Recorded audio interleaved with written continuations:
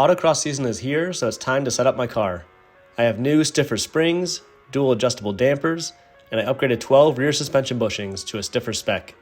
All of these things should reduce my body roll and keep my tires planted better during racing. I'm going to start playing with the adjustable dampers, but first I need to rebalance the car. There are several things I want to fix on my current setup, so here are my goals. Most importantly, I want to keep my 50-50 cross weight. That's really important for the balance in the car and allows you to turn the same in the left direction as the right direction. I currently have a 36-pound difference between my rear wheels, so if I get that down to 0, they would be evenly loaded. I think that would help me a lot on my launches and just coming out of turns and not spinning one wheel. My front wheels are also 36 pounds different, so if I could get that down to 0 pounds, they would be more evenly loaded for turns. Not surprisingly, the driver's side is about 2% heavier than the passenger side. If I could get that to 50-50, I think that'd just be really nice to get a quicker reaction, a quicker rotation of the car. My rear weight bias is already at 57%, but I wouldn't mind going up a couple more percent, as high as 60, to get a little more weight on the back wheels, which are my drive wheels, again to help with exiting turns and launching. The minimum weight for my class is 2,330 pounds, and I'm currently 50 pounds under that, so I will need to add 50 pounds to get up to the minimum weight. But I'm trying to use it in the most beneficial way to improve the handling of my car. Finally, to get to a 50-50 crossweight last year, I had to raise the passenger side of my car 3/4 of an inch higher than my driver's side. The passenger side had larger wheel gaps and my suspension was working in a different range on each side of the car. I'd like to get the car to a level 4.5-inch ride height all around. So let's see where my initial ride heights are. Take a walk around the car. Front left is around 4 inches. Front rear is around 4 5/8.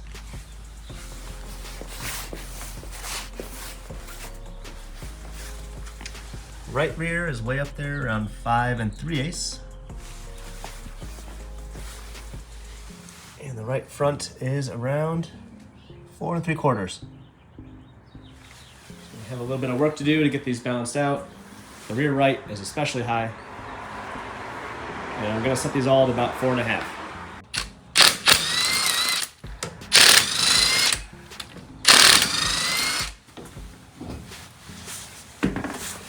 And I need to lower this quite a bit, almost an inch high on this corner.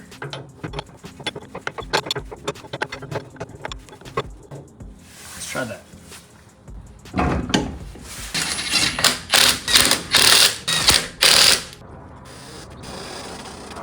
I went around adjusting all the corners. Every corner now is about 4.5 inches within 1 millimeter.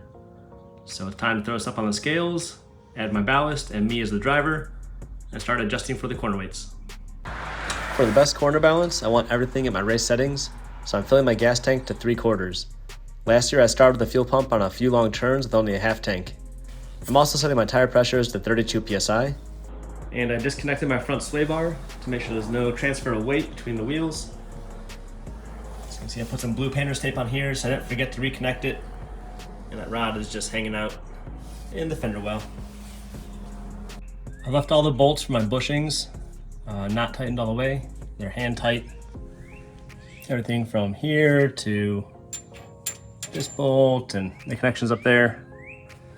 So once I get my ride height and my corner balance correct, then I can tighten those down to spec. And that puts the bushing at 0 load. Then anything that happens that moves the tire up or down will twist that bushing so it wants to return back to nominal. So you have to wait till you have everything done before you tighten those down.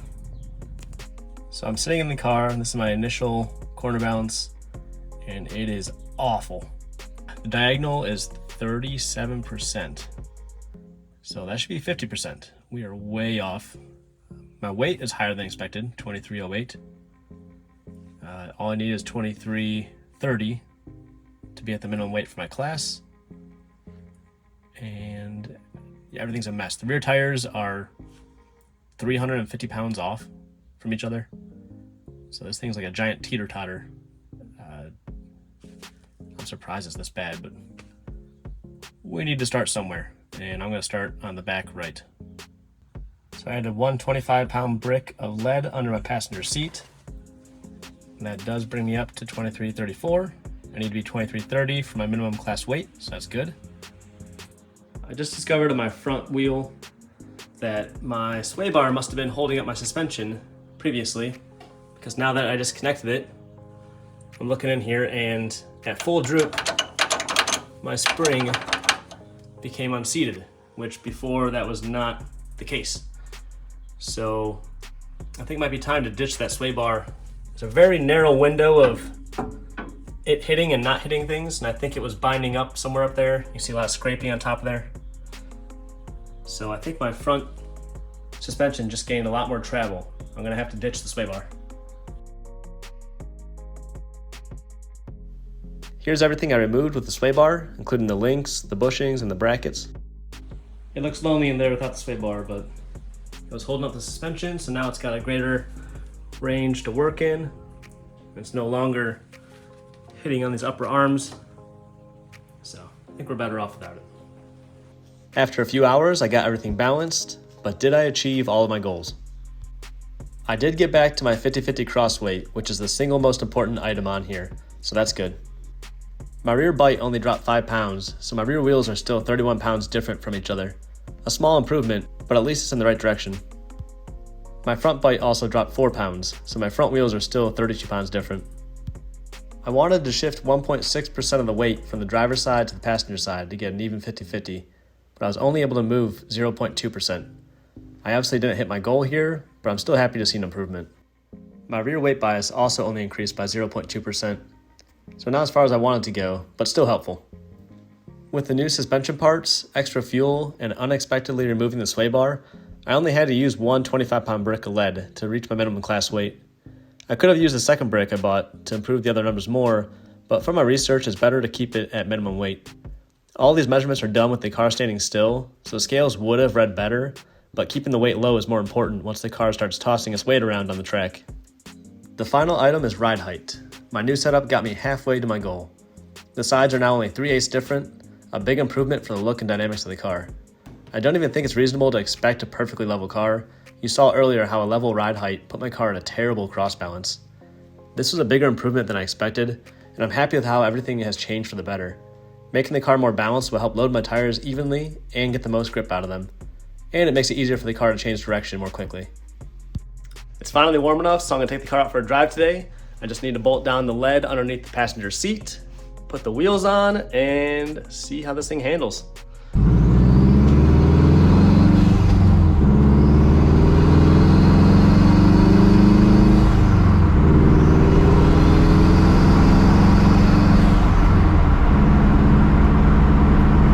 I was taking a test drive and my car started making some really loud scraping sounds and grinding. And I think it's one of my parking brake shoes. Came to the passenger side, jacked it up, and I'm pretty sure this is it. So, something's grinding. I think my braking shoe might have deteriorated or come apart inside there, so I need to take this off and take a look at it. No huge chunks of anything in here. When I opened it, this small pebble and a little flake of metal fell out. I just peeled off that long piece from the end of the shoe right here. Nothing major though. With everything balanced and my brake problem fixed, it was time to start playing with the adjustable dampers. These dampers have 18 settings for compression and 18 settings for rebound. Following QA1's recommendation, I started at 0 for each and the car was very soft and floaty. I increased compression 4 clicks at a time until I got to 16 clicks, which made the car too stiff and jumpy, so I backed off to 14. Then I increased rebound 2 clicks at a time.